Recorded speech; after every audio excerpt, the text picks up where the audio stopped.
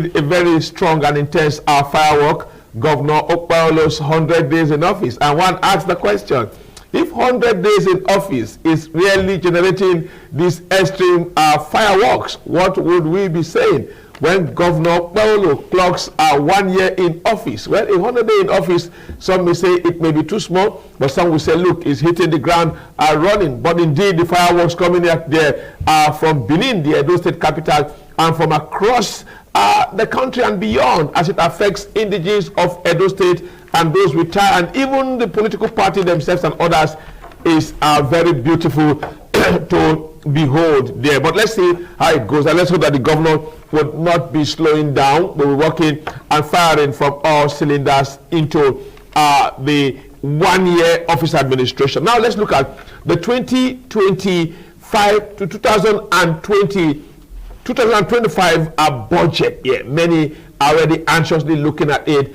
It has been passed by both the Senate and the House of Reps, and all eyes are waiting on President Bola Ahmed Tinubu when he would be signing that budget. Some say very soon, anytime early this week, the budget will be assented to by the president, and we all will be expecting to see that. Well, it's now an annual ritual. When budget is sent to the National Assembly, we see this threat of the MDAs must come defend their budget. If you don't come defend your budget, we're going to give you a zero allocation. That means you have nothing to spend. You're just going to be dry. You have nothing. The threat may likely be affecting the masses here. And in all of this, we see MDAs going, we see lawmakers, the Senate and the Reps threatening arrest for those that did not appear, and all of that. But now we've got the budget. 54.99 trillion naira budget, the highest we've gotten, and we are looking at it. Can this change the economy? Can this change the country? We're looking at revenue, we're looking at capital, we're looking at recurrent, we're looking at debt servicing, and all of this put together. Okay, I have with me a guest in the studio. He is the former Vice President of the National Association of Small and Medium Enterprises. He is Engineer Awal Bununu. Welcome to our studio. Thank you very much. Thank you. Thank you. Thank you. And we will be joined by on Skype. We'll be joined via Zoom by a renowned economist and development expert here, Aliyu Ilyas. If he's around, let's acknowledge him so that from that point we can fire through. Aliyu Ilyas will be joining us, renowned economics and development expert. But why we expect that to be fully connected, let's start with you quickly. 54.99 trillion. Yeah. For many persons, they're already clapping and drumming and apparently getting excited, as we've seen in Edo State over 100 days in office. But for you, as one who had followed budget over decades, over time, can we bring out the drums, bring back Dan Maria and start to celebrate? Yes, no. Okay. Yes, because we have seen for the first time this so much volume of budget, 54.99 trillion. So it's something to be appreciated by the government. No, until we see the implementation, because from experience, all budgets, the implementation of all budgets has mostly doesn't go beyond 50% implementation, or they are not cash backed. We want the government to give us guarantee that this budget will be cash back. All the previous budget we have been seeing, they are on paper. They will say tentative, but they are not going to be cash backed. Why they not cash back? I know I have been privileged to speak to some ministers who allege that somehow, somewhat, the coordinating minister for the economy and minister of finance has a way of closing the tap. That they pass the budget and the next thing, there is no funding for it. And if you watch the budget defense that we covered, you will see that every lawmaker, every MDAs that appear to defend their budget, they complain that the budget performance was low because of lack of cash. Yes, budget in principles are based on expectations of the income that will come for the government within the year. Fine. They will anticipate getting from statutory allocations, loans, internal revenue, external loan, donation, and these things. So normally budgets are being packaged based on expectations of the government of revenue to be gotten from different sources. So that is why it's not a surprising thing that It's not normally 100% implemented because they are all based on expectations. But to some extent, so it is a normal thing. Not that you do the budget, the money is already there before you present a budget. It's based on your expectation. Maybe some of the expectation will not be met. So that is why you see the deficiency, non-performance of the budgets. But at some point we saw the budget being jacked up and increased. Federal government saying, look, we've been able to look around and we've discovered that we can see some areas where we can make some 1 or 2 or small trillions of naira coming in. So we need to increase the budget so that we are sure that we're going to have enough cash flow from this area. With subsidy removed and all of that, we don't have any reason not to have enough funds.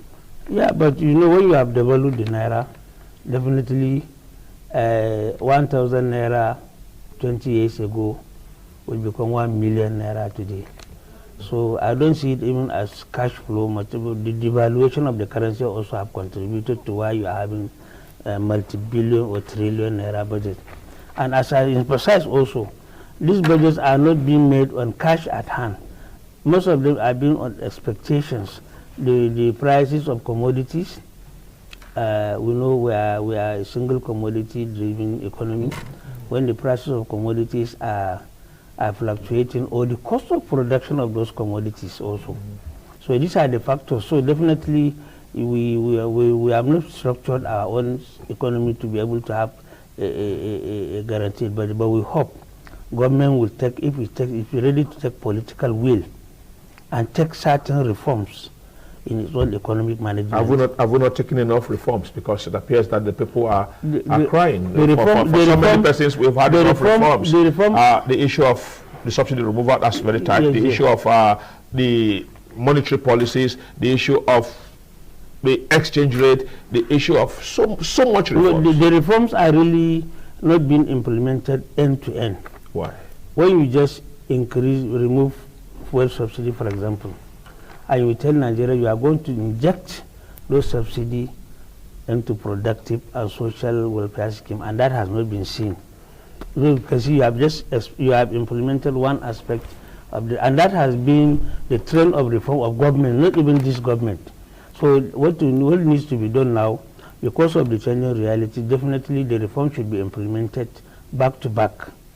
When you do increase prices here, also back it up with a genuine action on subsidies, on remediation of those subsidies you have removed. Inject those into social welfare schemes and so real economic venture, which has not been properly done, even though the plans of all this has been put on paper. But it's typical of Nigerian implementation of policies.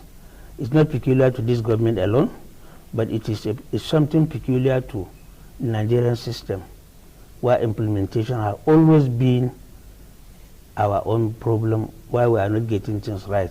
It's all not only to this government, it's a Nigerian problem that we need to address. Okay, now let's look at, before the budget was increased and announced by Badaro, the budget minister, the conversation forward was that they've looked at it. They saw that they can get additional about 1.4 trillion coming in from FIRS and get about 1.2 trillion coming in from the customs, and so they had to jack the budget up, that they are sure that with all of these funds, which they are very certain about, and also understanding that the Russian-Ukraine war, the Donald Trump policies and others appears to be shaking relationship and shaking trade, that the oil benchmark will remain attainable here, that with all of this, they are very sure that there will be steady flow of money, and that government is saying, look, for this implementation, let's just forget about it. Whatever Awod Bununu is telling us now, we can go and sleep. Yes, FIRS are collecting revenue from taxes. From what taxes? When you are the customs also are also collect their major revenue of course is from imports. So you can see that what you are telling me now is our economy is dependent on taxes and imports that we are going to be getting from this thing, which means, but the best way to address the economy is what are our production base, what manufacturing how is our manufacturing base? How is our competitiveness? So when the real money generating or national cake generating machineries, which is the MSMEs, we have not improved the competitiveness of your MSMEs to be able to produce. And you are depending on import taxes by customs. You are FRS taxes, overtaxing people. And then the taxation is too much.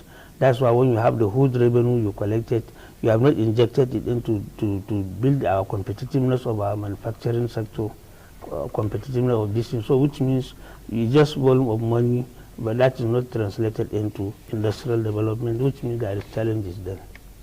Okay, now let's now take a little bit of, if you're joining us, the program is this morning on ITV. We are speaking with Engineer Awol Bununu. He is the former Vice President of the National Association of Small and Medium Enterprises. We are expected to be joined by our respected economist and development expert via Zoom, Aliyu Elias. We are expecting him to join us anytime soon, but just be informed that at top of the hour 9 a.m. you will be joining Lagos, where we'll be taking detailed interview of the drama you saw yesterday at the Lagos State House of Assembly. We got very respected guests that will be coming on board on this station 9 a.m. to discuss and x-ray the drama, the melodrama, the political intrigues that is currently going on at the Lagos State House of Assembly. But for now, we're looking at the 2025 budget and how things are unfolding within it. Now let's look at the budget spread of what we are looking at. You appear to be a little bit, you are cautiously optimistic. You are not very certain.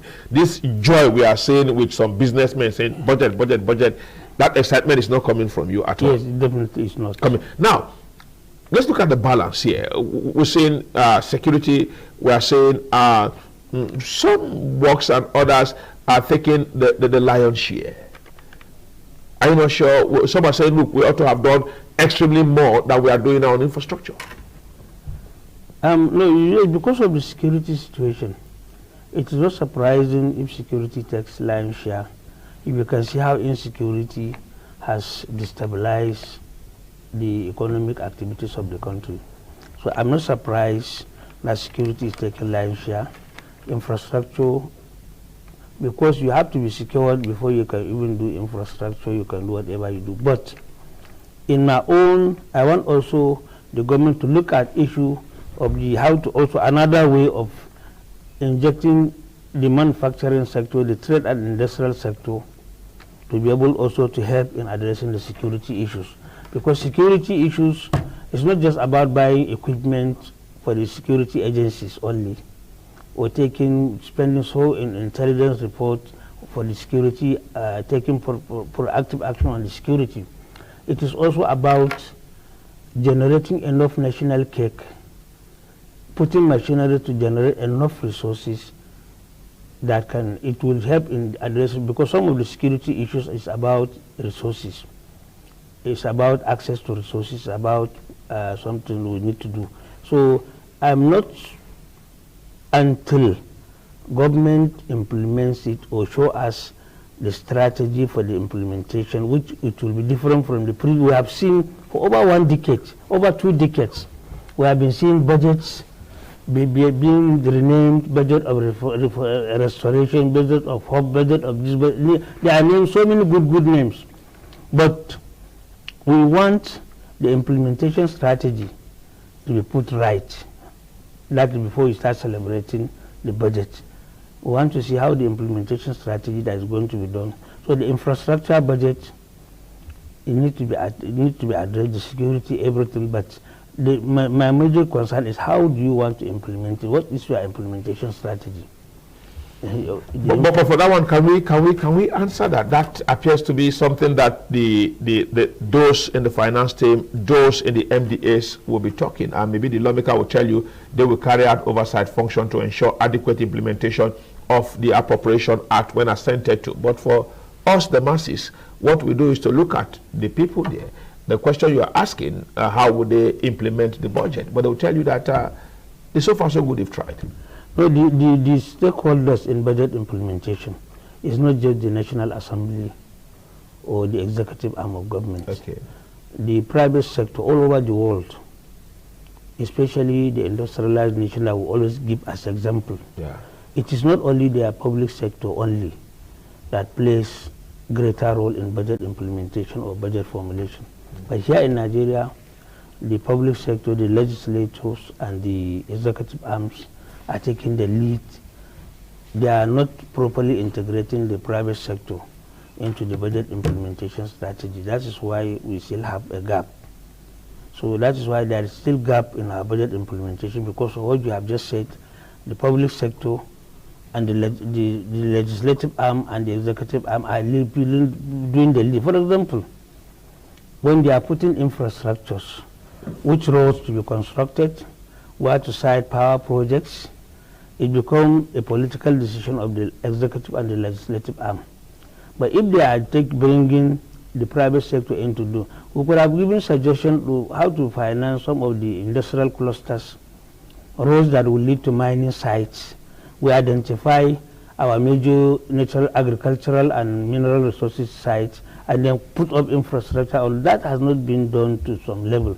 Majority of decision in citing budgetary projects, infrastructure, and everything is based on political decision of the executive arm and the legislative arm only.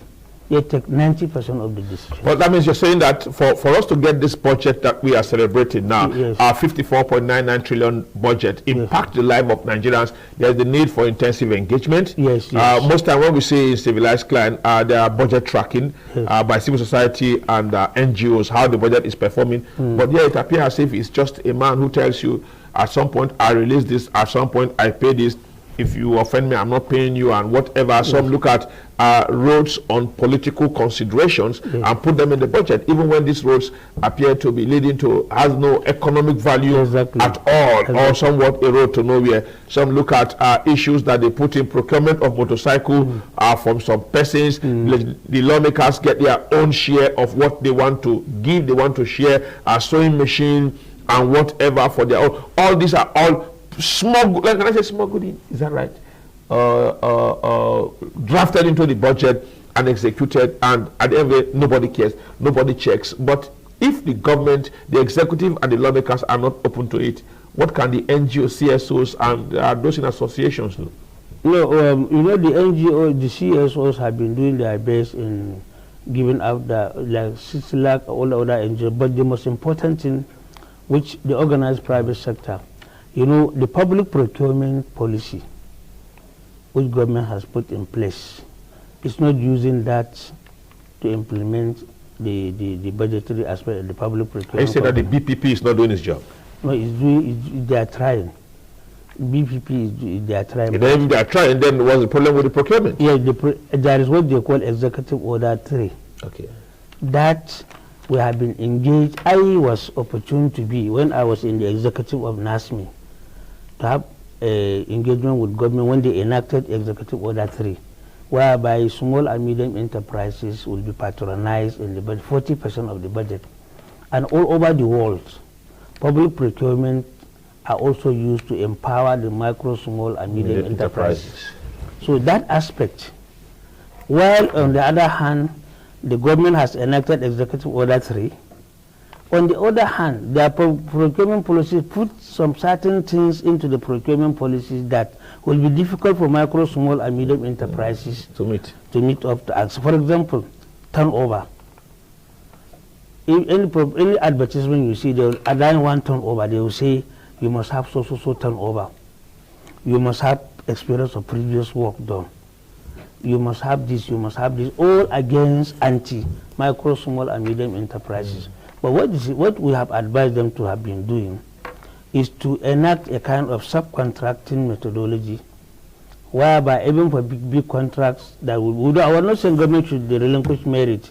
So we have advised that government has not listened to that advice. Okay. So I want to use this medium to call on the federal government of President Bola Ahmed Tinubu to look at the public procurement and local content policy, whereby it will increase our competitiveness of our indigenous companies to be able to be competitive in production of raw materials and products that is being procured under the public procurement, because public procurement is the biggest government market. Because of that poor implementation. But sometimes that procurement, does it go to people who are outside? Because some are saying that the civil servant in the ministries just register their company and share it among themselves. Well, I don't. Largely, that's an allegation, God. That sometimes the director, the palm cell, the ministers sometimes have their own companies. It's a game of man, no man. You just see contract being advertised. You go there is no contract on ground. They've given it to themselves. No, but that is political or an allegation that needs to be proven. No, but some are saying that when you go to these MDAs, both at state level, federal level, even local government level, after that, despite the advertisement on paper, which is to fulfill all righteousness, on the ground, say I'm a contractor, I want to execute this contract. Sometimes you don't see anything. No, but to me, as a private sector person who belongs to organized private sector group, which I'm still a member of the Nigerian organized private sector, whichever company, whether it belongs to anyone, once that local content and public procurement policies is being complied on, we can do that. We don't have to. It's another arm. Anti-corruption agencies, they are the one to cross-check this and prove who is owning that. But from our own, once a company is registered, and as an engineer company, we want to see that Executive Order 3 and Executive Order 5 is being implemented in public procurement and local content policy, which is not being done, and that is why we are still not having competent micro, small, and medium enterprises that can play the role of engine of economic growth and generation of revenue for government. What about debt servicing? Is that not taking enough? Because many are saying that the rate at which we borrow, despite subsidy removal, is still very high and still very alarming. Yeah, if you borrow and you don't utilize it properly, my concern is if you borrow, no matter how much you borrow, because to borrow and do business or to do developmental project is not a crime. My concern is not about the borrowing, but how to utilize it. And for example, if you can borrow 100 trillion and inject it into productive sectors that will put your industry into, was it not International Bank for Reconstruction and Development, the first thing the World Bank started that developed Europe? You can see borrowing, judicial utilization of borrowed money. You can see a lot of cases that has been can be utilized. So it's not about the borrowing, but the utilization. So there's something to look at how we utilize our own money we borrow. That's my concern.